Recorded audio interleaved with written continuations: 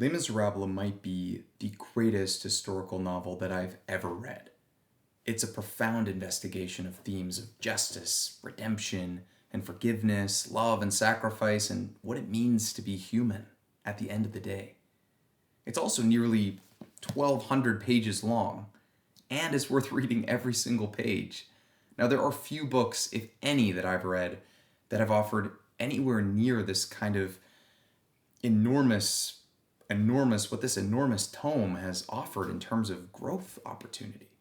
It will move you and it will change you, and it will give you the chance to explore the depth of your spirit and the expanse of your mind.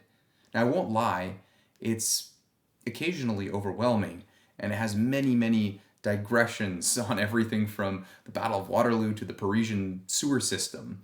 So you don't want to skip those. Victor Hugo is really a genius, and he gives you everything that you need in a single novel, but you have to be patient. You have to stick with it. You have to trust the master of his craft, and you have to trust yourself that you are capable of understanding every element of the story, that you are capable of being impacted by every component of reading Les Misérables, and that after having done so, you're going to be a better person, and you're going to have more depth or more understanding of the depth that you contain within you. Now, there are so many core issues and so many questions about the nature of love and life that are really explored in this novel. But if there is a single lofty question above all the others, it must be, can a person truly change? And that is something that is explored in exquisite depth and richness and breadth in Les Misérables, of course. Now, at the beginning of the story, you start with Jean Valjean as the moral center, and then there are many other characters who often become the moral centers of the story as well. And he really enters this novel at the beginning as a condemned man, a man condemned for stealing. If you remember the musical, perhaps, he's condemned for stealing some bread. 19 long years just for the bread. Now, as I talk a little bit more about Les Misérables, I may spoil certain elements of the story, although I'm not really sure what it means to spoil a book of this scope and age. It's been around for a long time, and we're familiar, if not directly with the story, at least indirectly. But I will do my best not to spoil anything, so take that for whatever you will. But if I do, then this story definitely needs to be explored in some depth. And that is the goal of what we're going to do today. We're going to focus on the themes. We're going to focus on what you'll get out of this story without getting so much into the specifics of the story itself, because, spoiler alert, I don't actually think the story of this wonderful, wonderful novel is what makes it so wonderful. I think the sentiment of the experience of reading it is extremely important. I think the characterization is extremely important. I think the interiority, the moral dilemmas of the characters are aspects of equal importance to the story itself. The story is more the vehicle than the end to which we are reading Les Misérables. Now, getting back to it. When we start with Jean Valjean, he is a man who has descended into the depths of moral decay. He has committed a crime, and he's been defined by his crime by everyone around him. Now, he's really a condemned man for stealing bread, but as far as society is concerned, a corrupt and hypocritical society, of course, he is seen as nothing more than his crimes. And Hugo really offers one of the strongest rebukes of the death penalty as well in this story, at least as it was practiced in French Revolution, post-French Revolution France. The core of the story is really one of undeserved mercy, an act of undeserved mercy, and the opportunity to start life anew. But that is just the initial redemption. The real story, the more interesting redemption arc, is, if that's this part of the story, we have the first 100, 200 pages, whatever, is the first act of grace that allows for a new life, a new opportunity. We have another 1,000 pages of that long arc, that long story. Jean Valjean takes us on that tour de force of deciding what to do, how to live, what kind of man he's going to be. I want to explore more of the characters and that arc and the insights that make Les Misérables such an indispensable read in the modern era. Absolutely. And you have to read this for so many reasons, for the philosophy, for the sentiments, as I mentioned, and the dilemmas and the characters and all of this. But you also have to remember that this is going to be a story where you're going to see in the beginning a redemption that is gifted to a man. And then you're going to see him pass that along and how his life impacts so many others. Now, I want to start actually with the first act of redemption. One of the cores of this book, one of the most beautiful components of the story, and one of the parts that I come back to, and sometimes I read this just in isolation, is the passages about essentially the Bishop Myriel, or he's also known as Monsieur Bienvenu. He is this wonderful character that in the musical version, which I do actually recommend, depending on how you look at it, it's okay to watch the stage musical, to watch the film version. I think that they're their own pieces of art. Obviously, they're very different than the novel, but I read those, or I watched those as well, and I absolutely adore them. But reading the novel is a completely different experience.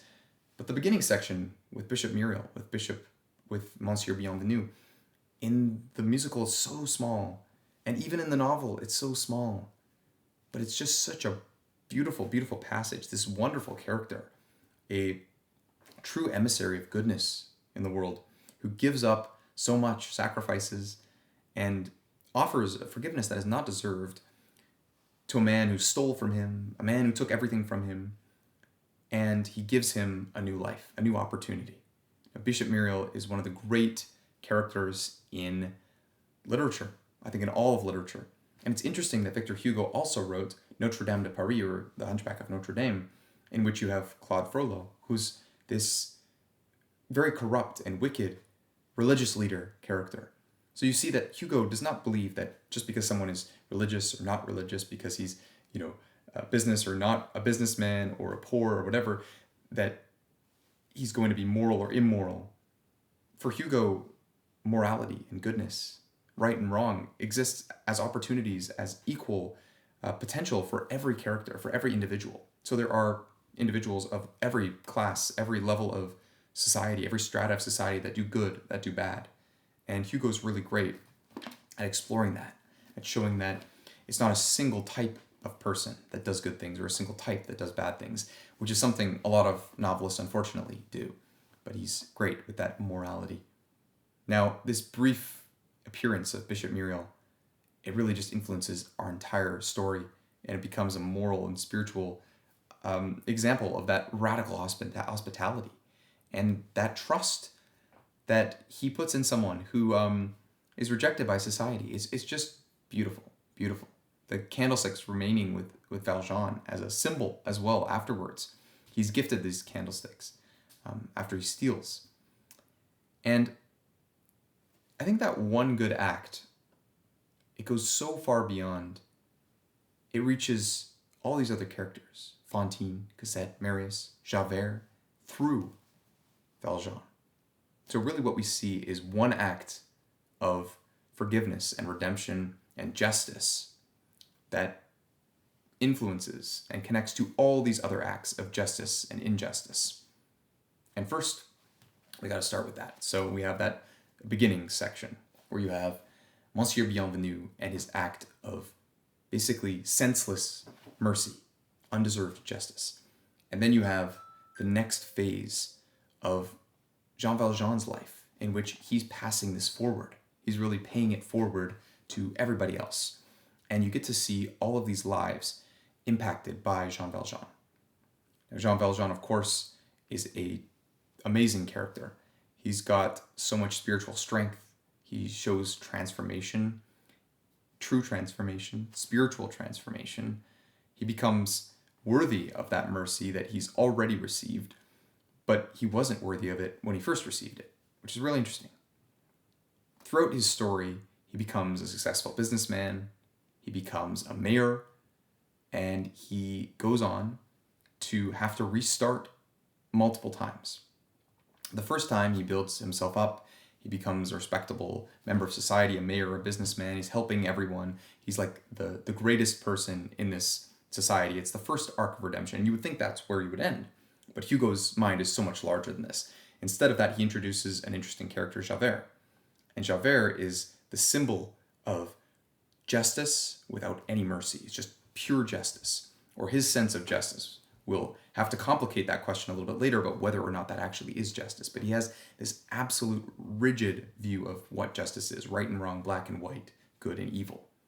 And Javert is also a wonderful character because he's a foil to Valjean in many ways, who has a more complicated view of good and evil and redemption and potential that exists within every individual. But Valjean has risen and he's become this great person. He's personage, really. He's a core pillar of his society. And he has the potential to basically let a man get condemned who didn't do something wrong, but he decides to do the right thing. And he leaves himself now open to the criticisms of Javert. And Javert, of course, believes in right and wrong, good and evil, so he's not willing to forgive in the way that Monsieur Bienvenu would, because he's the strong arm of justice. He represents them as well. But Javert has his own internal struggles with justice that we're going to explore, obviously, throughout the whole story as well. So what happens next? You have Jean Valjean, who now has to restart his life yet again, even after he's risen, even after he's become a moral, honest person, and he's helped so many. And he starts with the life of Fantine. Now, Fantine is a really interesting character as well because she essentially is the working mother who's been left by life, who's been forced to do things that she doesn't want to do, horrible things. And she's really an example of one of the wretched of this civilization. And Hugo really is beautiful in Les Misérables. He's giving voices to ordinary individuals, wretched individuals, lost individuals, individuals with deep purpose and moral lives, like every bit as rich and vivid as your life or my life. And they're thrust into such tragic circumstances.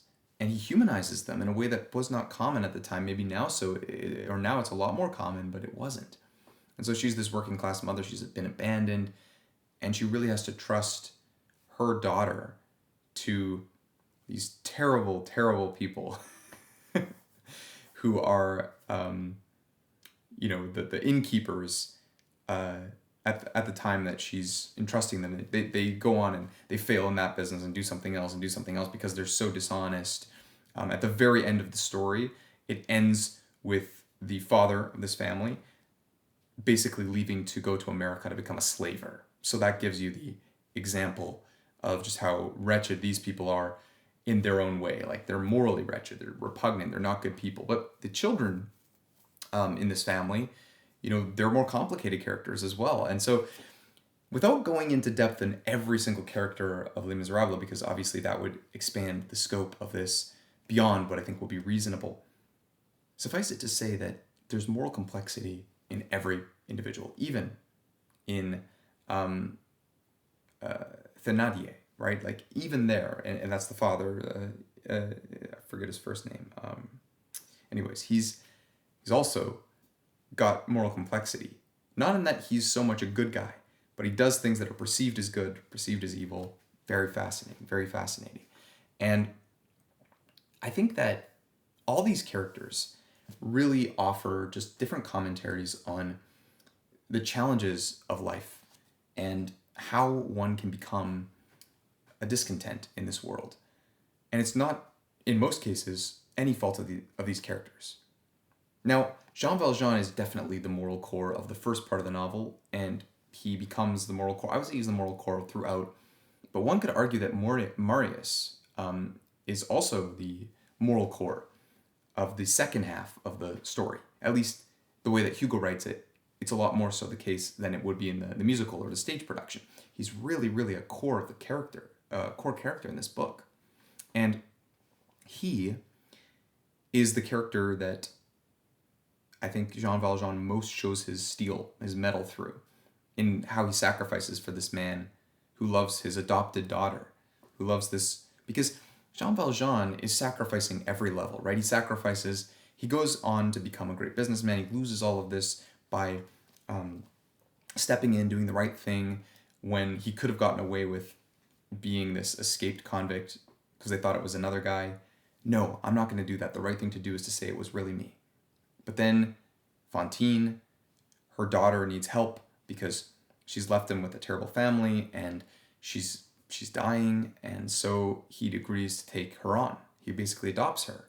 Well, he does adopt her. And he says, I'm going to keep running from justice for now because I'm doing it for her sake. And there's a question actually, and maybe it's something that we don't explore, but is he really doing it for her sake or is he doing it for his own sake? But he's doing it. And then as she grows, she falls in love with a man named Marius. And Marius is a part of the revolutionary students. So he's now torn. His moral battle is between politics, revolutionary politics, and love. And so you get all these characters with all these complicated challenges and battles, internal and external, things that we deal with in our own ways. Maybe for us, it's not revolutionary politics. Maybe it's business or a particular ideology or political way of living in the world, or our work. That balanced against our love or a relationship. And through watching how all these characters navigate all the complexities of life and the moral choices they make, and also the mistakes that they make, sometimes for no fault of their own. For example, Marius assumes that the Thénardiers are actually his heroes that saved his father, when in reality they were just trying to grave rob him. They thought he was dead and they were trying to take away a ring from him. So there's a total misinterpretation there about what their intentions were. And that leads to Marius showing justice, or showing not justice, mercy in cases to characters that we want them to just receive harsh justice, I think, when we're reading the story. And so we realize, not every character is good, not every character is bad, every character is gray. I would say Javert is probably the most interesting gray character. But Valjean is also a fascinating gray character. Marius, he's torn between these different ideals. Cosette, as she's interesting too, because one of the most tragic characters in the story is Éponine. And Éponine is the one who loves Marius, but it's the unrequited form of love, because he loves Cosette, and Cosette loves him. So one single novel, and we've already just scratched the surface, explored a man who's fighting for redemption, a man who is struggling with the rigidity of justice, and later he is, spoiler alert, saved. His life is saved by the man who he's hunting, so he has to deal with that battle, and ultimately he's not able to deal with it. He can't live in a world where there are grays. He can only understand black and white. We have a man who's trying to decide between revolutionary politics, revolutionary change, and love. We have a man who is offering basically free gifts of second chances to people who don't deserve it. We have a woman who loves a man, but her love is unrequited, and she sacrifices nonetheless. We have a kid, Gavroche, who I haven't even spoken about yet, who's a wonderful example of a boy from a terrible family who is still trying to do what's right, and he's become this kind of street urchin, but just super endearing. You've got a whole cast of characters, and every single one of them could have a novel of this length written about them. That's how beautiful and compelling and rich each of these characters are. And when you have a book like this, and it's 1,200 pages, and yes, some of these pages include 100-page tangent on the Battle of Waterloo, or on the Paris sewer system, or on, convents that seem unrelated. You're reading this book. It's a story, it's characters, it's depth, it's moral questions, it's dilemmas, it's people struggling between one ideal and another ideal, or one value and another. And they're not bad values, they're both just different, and we have to question the prioritization as well. And it's all of these, while also getting a salting, or more than a little bit of historical context, depth, and insights into things that seem unrelated. Hugo is doing it all for a reason. Everything that we're reading in this book is teaching us something about the human experience, about the soul, about what it means to love. One of the most beautiful passages from the story is to love another person is to see the face of God. And that really kind of epitomizes in some ways Hugo's worldview. The God of love, even with all of the challenges and struggles that we go through in this world, in this life, is available and offers mercy and redemption. Really, really beautiful. Now, there are historical aspects to this novel you should understand as well. The June Rebellion.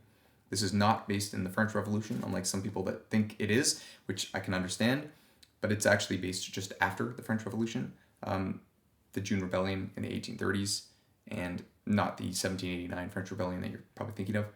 But it was really a historical defeat. It was a barricade. It was doomed. It was not a successful political victory like the French Revolution. To whatever degree we could argue the French Revolution was successful, I would say it was not so successful in terms of leading to Robespierre immediately and whatnot. But regardless, the French Revolution was influential. Certainly, we can say that. But this is not based on a successful political movement. It's based on a doomed, failed political movement. One that involves fraternity and students and wonderful characters as well, even beyond Marius in that respect, but doomed to die characters. And you have all of these amazing stories coming together at this climax of history. In this doomed barricade, you have the strong arm of Justice Javert coming in as a spy. You have Gavroche going out and helping the students. You have Valjean, who understands what's about to happen and he's going to save Marius' life because he knows he's doomed and he wants him to survive and be able to be with his daughter to make Cosette happy. And you have Eponine, who's going to sacrifice herself on the barricade. What's going to happen to her? You have Marius, who's trying to decide between love and his duty to his fellow compatriots. All of these are happening at the same time.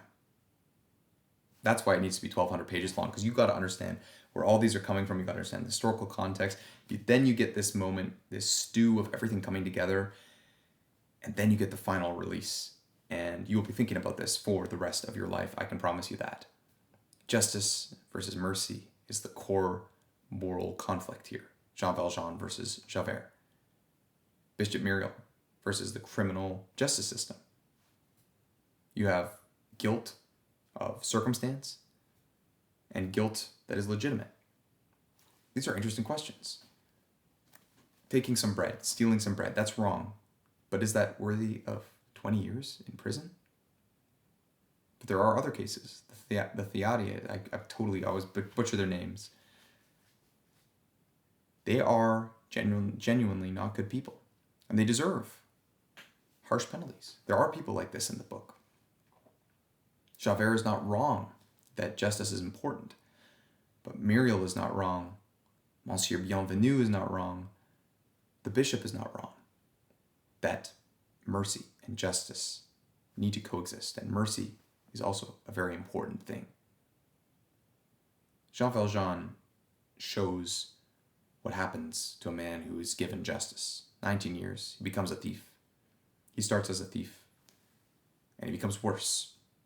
Versus mercy. Another several decades, and he becomes one of the great moral characters in all of literature. So many amazing questions. And such beautiful voice given to the destitute, the wretched, the outcast, the degraded, the persecuted, the socially condemned, Fantine and Gavroche and Cosette and Valjean, and prisoners and prostitutes and revolutionaries, they all get a voice in this wonderful, wonderful novel.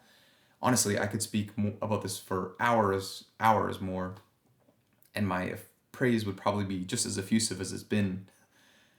I know this has been a little bit, perhaps, a lot of tangents, doesn't feel so cohesive, but that is what Les Misérables is.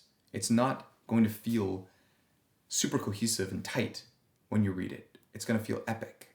It's going to feel sprawling. It's going to feel meaningful and deep. And you have to let it change you. You have to be impacted by it. You have to enjoy the digressions whenever they come. A lot of people say that it's overly sentimental, it's melodramatic, it's got too many tangents. Those things are all true if you look for them. But they're also, I think, signs that this book has so much depth to it. If you can read it in French, try. I'm trying to read it through in French myself. I I read it originally in English. It's not the musical. The musical captures, I think, the emotional kind of overarch of it very well. But this book is just one of those stories, man, I cannot recommend enough. Transformation across decades. Understanding Fantine's fall, understanding Cosette and Valjean, all these characters. Really, Les Mis begins with a man whom society has reduced to the worst thing that he did. And it ends with that self-same man becoming an ambassador for untold good and sacrifice and wisdom and aid to dozens of other lives. Those are equally complicated. This is possibly the greatest redemption story ever, and I cannot recommend enough that you read what might be my favorite historical novel of all time, Les Misérables, if you haven't, or if you have and you didn't really like it or you didn't really understand it, I encourage you to give it a second chance. I think you won't regret it. I'd love to hear in the comments here what you think the greatest historical novel ever written, what your favorite novels are. It could be in other genres as well. I read every comment that I can on these kind of videos, so I really am excited to hear what you guys say. Les Misérables is my pick for right now, but there are a few huge ones that I absolutely need to read in the future. I look forward to doing more deep dives, hopefully in the future. Let me know as well if you guys enjoy this kind of video, and we'll see if we can make more of them in the future. Les Misérables by Victor Hugo is the first deep dive book review. Take care, guys, and God bless.